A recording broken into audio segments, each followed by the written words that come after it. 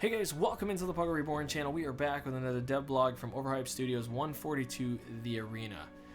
Today is a special day. I ended up hitting 300 subscribers. In fact, I ended up going up to 306. Holy crap. I just want to say thank you to everybody. I won't gush or cry or anything like that. That's none of that. No, I'm not going that far. However, I want to just thank everybody. Really appreciate it. Hopefully the content is doing wonders for you. I hope you're enjoying it. It is strategy. It's also funny. I try to be I'm me. Ultimately, I don't know. I'm kind of a goof. Either way, I appreciate it. At the very end, I'm going to be letting everybody know who won the DLC, who won the game, and everything with everything included. So stay tuned for that. Any other details, everything the dev blog pretty much says here is what I know. In terms of like the release date for the early access. So just as a heads up for everybody, just being transparent there. All right, so let's dive right on in. Everything in the description below is going to have timestamps, by the way. So if you want to just skip right ahead to the other things, you can do that as well. All right, so the arena. While Northerners will duel for honor, Southerners do so for the entertainment of the masses, and not always willingly. Arena fights are to the death, or at the very least, incapacitation. And in front of crowds that are cheering for the most gruesome manners in which lives are dispatched. It is a different way to earn money with advantages and disadvantages over mercenary companies. The arena is a building found in the city-states, and entering it, you will start the arena contract. Freaking sweet, and also very beautiful artwork, of course. Unlike mercenary contracts in the arena, matches you're limited to fight with just 3 men of your choice with various opponents. Also, unlike mercenary contracts, you'll know exactly which and how many opponents you are about to face. A certain number of beasts, slaves, captured desert raiders, or professional gladiators. For example, if the upcoming arena match is not to your liking, you can simply wait until the next day and the next arena match. There's no lengthy traveling involved, nor ambushes along the road, and you're paid well for quick battles, but only if you win. If you're looking for a quick start to the gladiator lifestyle, the Gladiator Origin is a good pick. We'll read this too. At the arena, dozens of men mingle in the arena entrance. Some stand stoically, not wishing to give any hint of their capabilities. Others, however, boast and brag, ablumped. Either sincerely are confident in their martial skills or hoping their bravado masks any hole in their game. A grizzly man in a company of slaves, the master of the arena, holds up a scroll and taps it with a hook for a hand. Your opponents will be two recently retired desert bandits. And by retired, I mean by the vizier's lawmen, of course. No bandit will be willing to step foot in here. Because that's literally kind of how it goes there.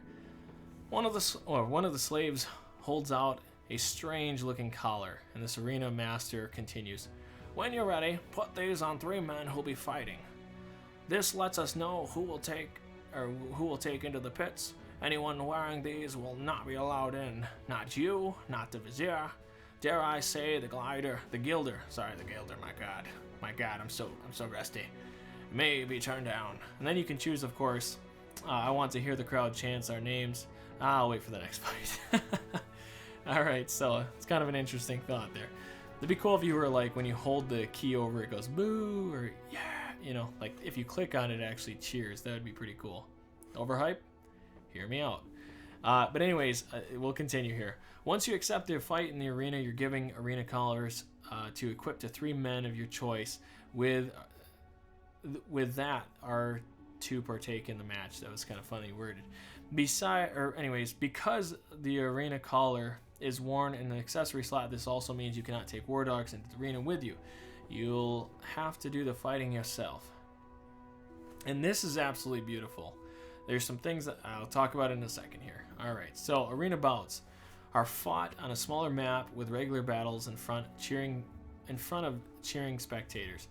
Your every move is commented with cheers and boos. Missed attacks with 95% chance to hit, people gasp alongside of you. Kill a beast with 1 swift stroke, and people just start cheering and lose their crap. Flee from an opponent and people will just start booing. They'll chuck popcorn at you from the stands because they didn't pay to watch you run away. They paid to watch somebody die a proper bloody death. I added my own little flavor there. Sorry. But that is what it was saying. Unlike the mercenary contracts, you can't retreat from a battle once it has started, and you won't be able to loot your victims at the end of the battle. But if your men survive long enough, fighting in the arena will earn unique traits that will climb the ranks from pit fighter to veteran of the arena. Stats aid them both inside and outside the arena. I can't wait to see what that looks like. I feel like it's going to be resolved stuff. I just have a feeling it's going to be resolved. It might be other stuff too, I can imagine, but I feel like resolve is going to be a big part. I don't know why. I just got a feeling. I just told you guys something already. Anyways, okay. Every 5th arena match is a special one. You'll face a harder opposition than the usual in front of particularly important spectators that crave entertainment most thrilling.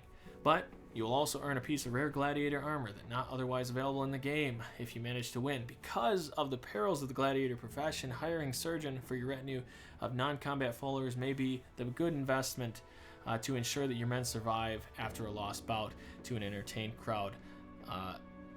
Or to entertain a crowd another day. Okay, so let's start right at the top. So number one, great. Next week we're gonna find out about what the release date is. If I had to guess how long out it's gonna be, I'd say at least 2 weeks to a month, something like that. I don't imagine they're just gonna tell us and be like, "Hey, good luck," you know, because I feel like they're gonna have to shore up some things. I just have this feeling it's not gonna be right away. However, I am going to reach out to them next week afterwards, and maybe they're watching this video, so I will reach out to you guys at least.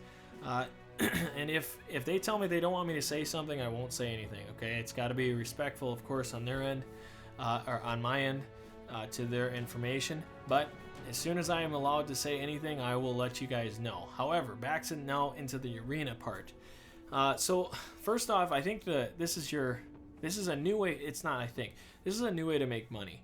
Now, is it sustainable? I have no fathomable clue. Something tells me that you're only going to make like 350 crowns to maybe 500 crowns. Now, early game, that can be very helpful. At least get you some bread. You know what I mean? Like actually feed your company. In a dire situation, this is going to be a great opportunity. And if you have brothers that are very, very stout, just an extra quick cash grab, that's going to be great.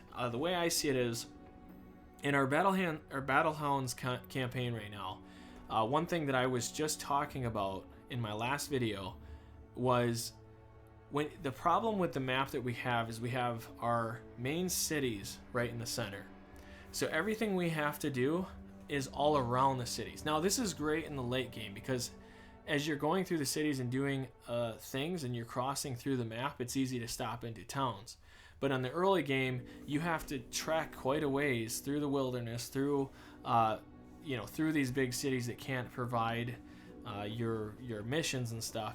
So with this arena, now granted this is only going to be exclusive to the south, but if you're in the south and you're having this issue, these are going to be great ways to, hey, we're in this town, we're cutting through, let's do the arena, let's make ourselves some quick crowns. Plus, it'll make you feel good when people cheer for you and you know you have a crap brother in your group that is fighting. I'm just saying, right? But yeah, so that's kind of where that's my standpoint on this, is I can see that strategic thing, like I'm crossing through a city, hey, for craps and giggles, right? We're gonna go in and destroy these people. Or maybe it's a really difficult fight and you lose. You know, always keep that in mind. You lose your best brothers, which brings me to my next point. I've already decided, based on your guys' votes and everything, we will do a Gladiators Origin, so you can bet within the first few days especially, we will be testing this arena out, so stay tuned for that. I also am looking, just a heads up on that, I'll say it at the end at least. Stay tuned to the end, I have some more things I need your guys' opinion on.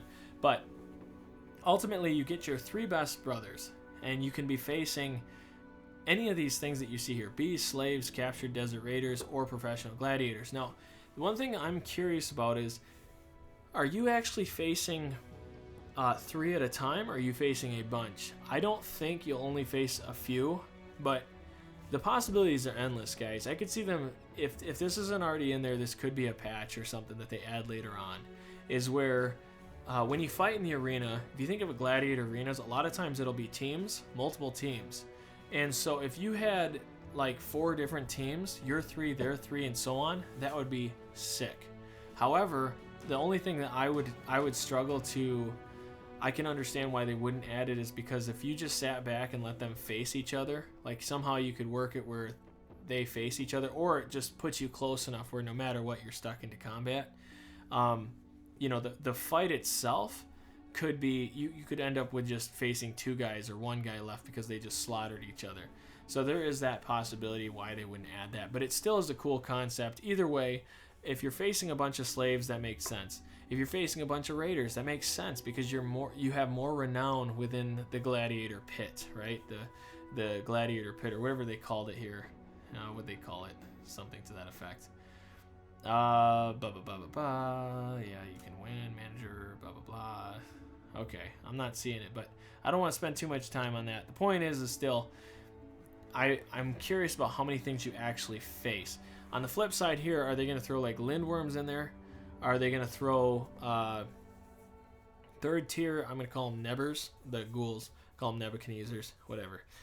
The point is that they might have a bunch of those guys in there as well. It's going to be interesting to see how that plays out. I imagine the gladiators, guys. I have this feeling, and I think I might have said it in a different video, at least in one of my videos I talked about it, but I have a feeling that gladiators are going to be the best pure soldiers in the game.